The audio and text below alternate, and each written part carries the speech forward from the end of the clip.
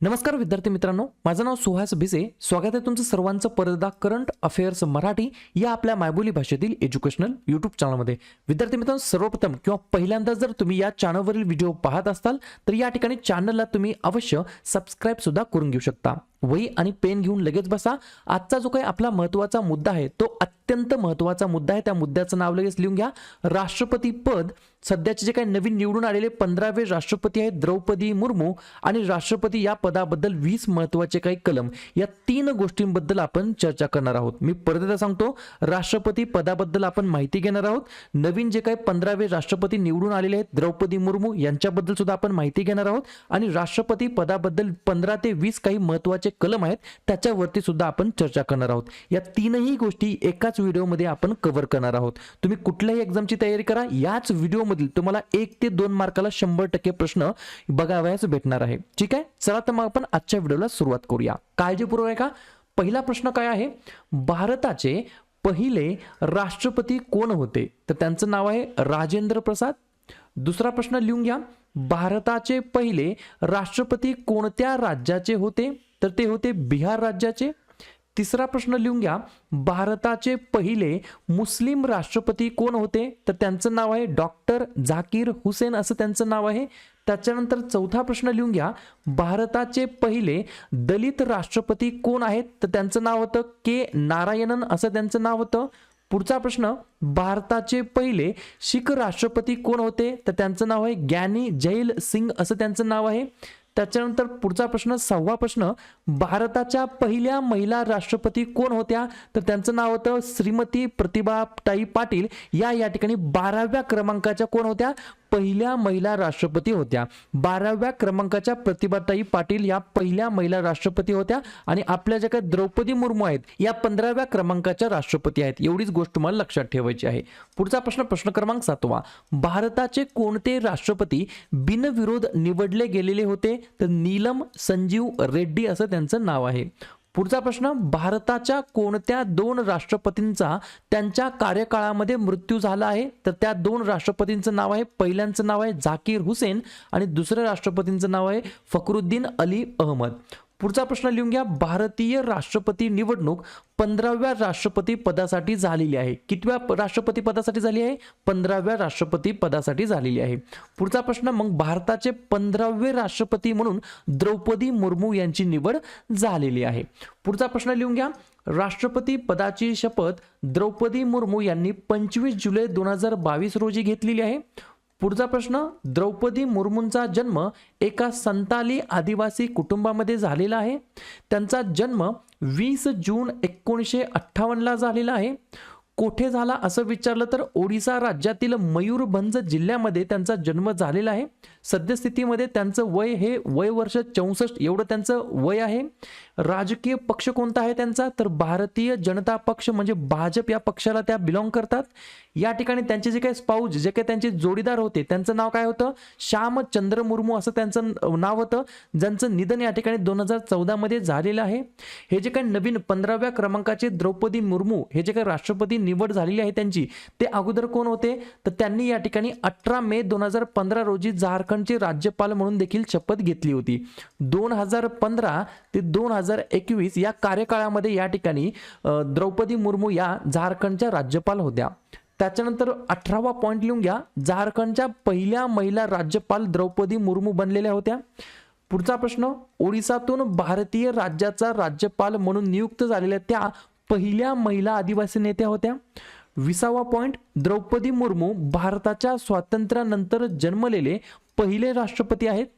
पुढचा प्रश्न, द्रौपदी मुर्मू यांना एकूण किती मतं मिळालेली? तर 6,76,803 निवडणूक मतदान मिळालेले आहेत आणि त्यांचे जे काही ऑपोजिशन होते यशवंत सिन्हा यांना एकूण 3,80,177 निवडणूक मतदान मिळालेलं आहे. पुढचा पॉइंट लिहून घ्या. 23 नंबरचा, एका व्यक्तीला कितीही वेळेस राष्ट्रपतींची निवडणूक लढवता येत असते. एवढं मात्र एक करेक्शन करून घ्या. हे झाले काही महत्त्वाचे 20 ते 25 काही पॉईंट्स आहेत जे की राष्ट्रपती पदाबद्दल आणि जे काही नवीन निवडून आलेले जे काही राष्ट्रपती आहेत त्यांच्याबद्दल होते. आता हे जे काही पद असतं प्रेसिडेंटचं, राष्ट्रपती पद, त्याच्याबद्दल अजून काही महत्त्वाचे 10-12 पॉईंट आहेत ते लिहून घ्या. पहिला पॉइंट, हे जे काही प्रेसिडेंट असतात त्यांना भारताचे प्रथम नागरिक देखील म्हटलं जातं. ते एक संसदेचे एक भाग आहेत. पुढचा पॉइंट, ते 5 वर्षाच्या कालावधीसाठी पदावरती असतात.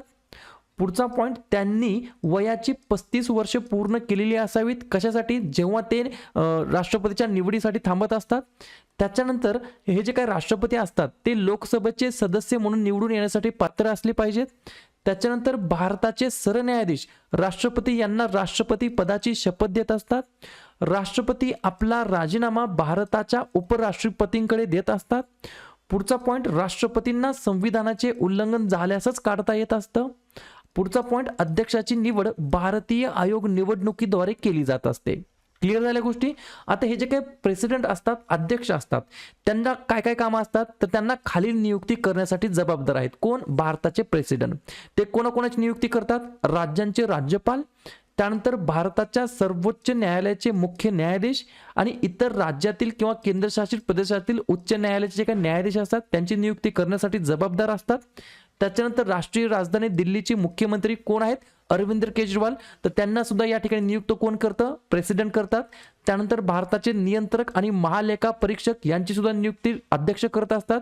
सध्याचे कोण आहेत मग? गिरीशचंद्र मुर्मू. त्याच्यानंतर मुख्य निवडणूक आयुक्त आणि इतर निवडणूक आयुक्त यांची सुद्धा नियुक्ती कोण करतं? अध्यक्ष करतात. सध्याचे मुख्य निवडणूक आयुक्त कोण आहेत? राजीव कुमार 25वे मुख्य निवडणूक आयुक्त आहेत. त्याच्यानंतर संघ लोकसभेचे अध्यक्ष आणि इतर आयोग सदस्यांची नियुक्ती सुद्धा अध्यक्ष करतात. आणि त्याच्यानंतर अजून एका व्यक्तीची नियुक्ती करतात, अटॉर्नी जनरल. सर्व लोकांची नियुक्ती कोण करतं किंवा या सर्व लोकांच्या नियुक्तीसाठी जबाबदार कोण असतं तर प्रेसिडेंट असतात भारताचे.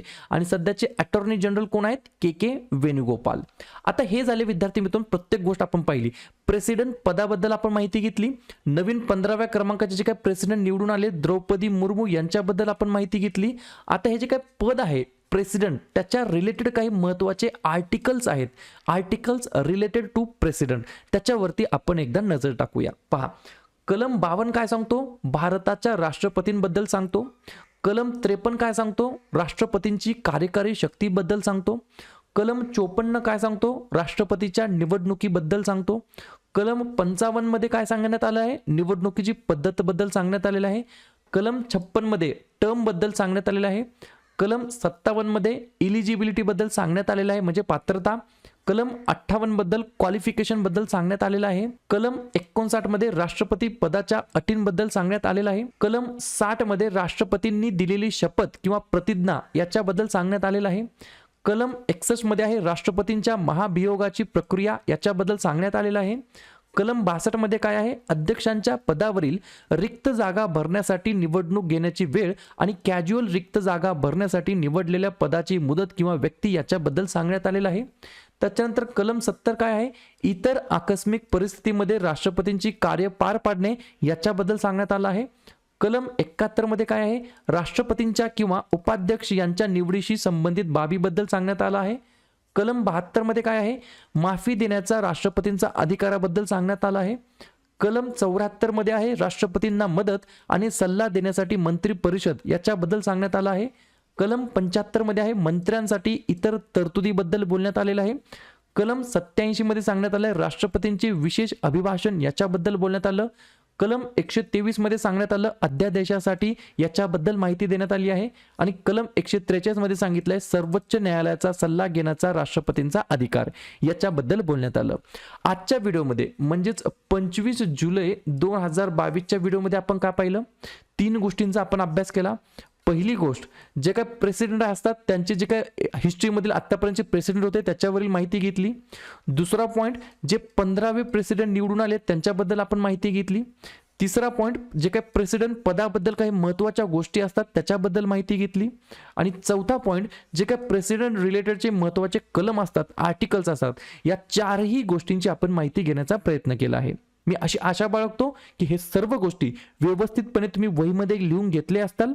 उद्या संध्याकाळी 7:30 वाजता कोणत्या टॉपिकवरती व्हिडिओ घ्यायचा हे जाताना नक्की कमेंट करा. जाताना एवढंच बोलेल, व्हिडिओ आवडला असेल तर जाताना नक्की व्हिडिओला एक लाईक करा. जवळच्या मित्रमैत्रिणींपर्यंत व्हॉट्सअप टेलिग्राम ग्रुपमध्ये हा व्हिडिओ जरूर शेअर करा. आणि मी आत्ता सांगितलं की उद्या संध्याकाळी 7:30 वाजता कोणत्या टॉपिकवरती व्हिडिओ घ्यायचा याच्यासाठी नक्की कमेंट करा. नवीन असताल चॅनलला सबस्क्राईब न करता जाऊ नका.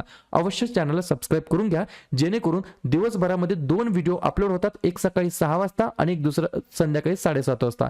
दोन्ही व्हिडिओचं नोटिफिकेशन तुम्हाला भेटून जाईल. ठीक आहे. व्हिडिओ पाहिल्याबद्दल सर्वांचं अगदी मनापासून धन्यवाद. तर विद्यार्थी मित्रांनो, टेलिग्राम चॅनलला नक्की जॉईन व्हा, जेणेकरून तुम्हाला दररोजच्या क्लासेसच्या लिंक आणि दररोजच्या क्लासेसच्या महत्त्वाच्या PDF तुम्हाला लगेच भेटून जाईल. या ठिकाणी टेलिग्राम चॅनलची लिंक डिस्क्रिप्शन बॉक्समध्ये दिलेली आहे, त्याला क्लिक करा आणि टेलिग्राम चॅनलला तुम्ही नक्की जॉईन व्हा. ठीक आहे. या ठिकाणी विद्यार्थी मित्रांनो, शेवटी एवढंच बोलेल की व्हिडिओ जर आवडला तर व्हिडिओला एक फक्त लाईक करा. तुमचे जे पण मित्रमैत्रिणी असतील त्यांच्यापर्यंत हा व्हिडिओ शेअर करा. आणि जर तुम्हाला काही मला सांगायचं असेल, सुचवायचं असेल तर बिनधास्तपणे तुम्ही कमेंट करून मला सांगू शकता.